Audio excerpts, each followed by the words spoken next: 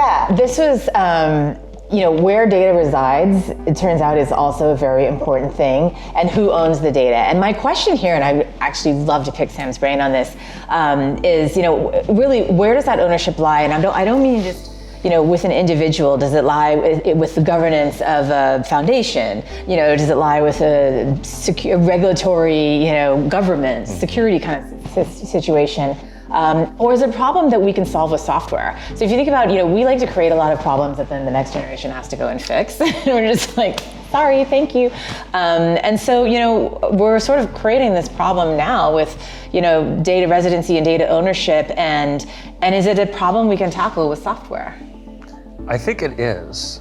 I think it kind of comes back to understanding what data is when we're talking about it in this way. And so my interpretation is that if it has no value, then nobody cares about the security, the privacy, or the location.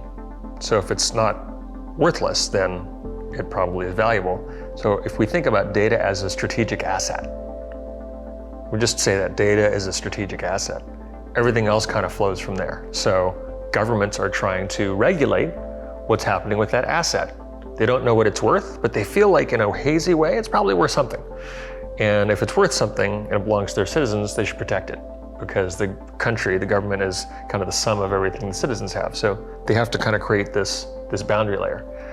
Unfortunately, most people don't understand how data works as an asset, because it doesn't work like anything physical that governments are used to regulating. So you think about the difference, as Negroponte talked about, between atoms and bits, right? Everything about bits violates everything about the world of atoms. Atoms have mass, bits are massless. Atoms are rival, right? You can't have two of the same thing. Whereas with bits, they're not rival, right? They can be transported instantaneously.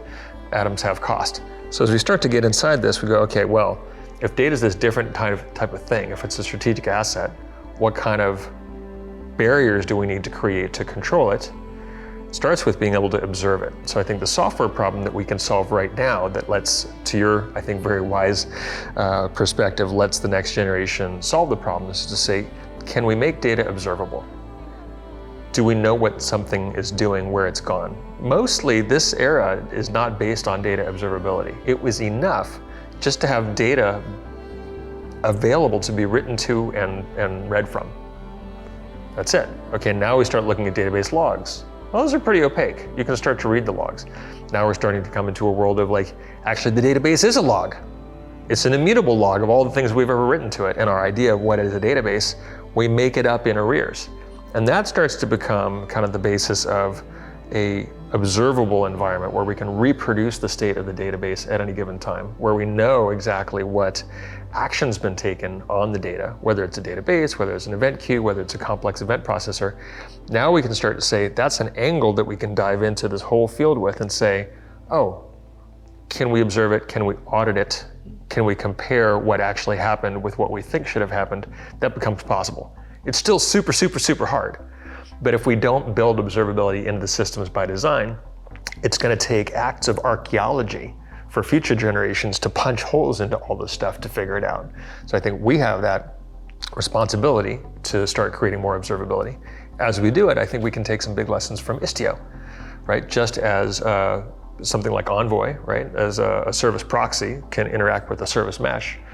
What would that look like for a data service? Is there anything special about a data service that makes it different? Is there something different about how it talks to the storage engine that needs to be captured?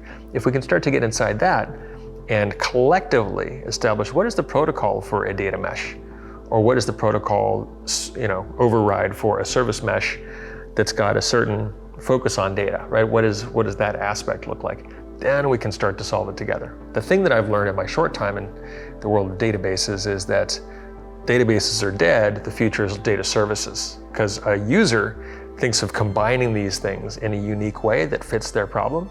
And what they really want is they want all of them to work together, which sounds a lot like open source to me. So I feel like the new architecture is one of participation, it's one of community. And if all of the boundaries are open source, we have a shot at solving this problem of observability, so we can start to make all this stuff computationally tractable. And if anybody watching this is looking for a great community to join, Istio is one of my favorites. I mean, for those open source contributors out there, I do like to remind people that I ran the first ever Istio meetup. I've got a list of firsts for the user group. I like to be doing the new thing. Well, you've always been tremendously brave.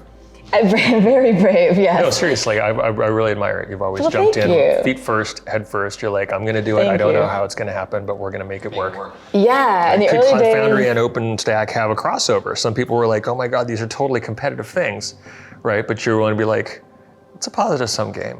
Yeah. Let's just add ours together and see if it stacks up to more. And it did, and that was pretty awesome. I did that with Kubernetes too. It takes courage, OpenStack on though. Kubernetes on OpenStack? I don't know, let's do it both ways. I ran both of those meetups, yeah. And for most people, it's not obvious, and it takes courage, so I admire that. Thank you. Very nice, yes. Yeah, in the early days of Istio too, before everybody came together, when IBM had Project Amalgamate, which was the meetup I ran, and then Google had some of the other pieces, and all, VMware and Cisco, and it was interesting early days, but I love how that community has come together, and it has some amazing people in it. So if you're looking for a great, side hustle, that is a good one that you can contribute to.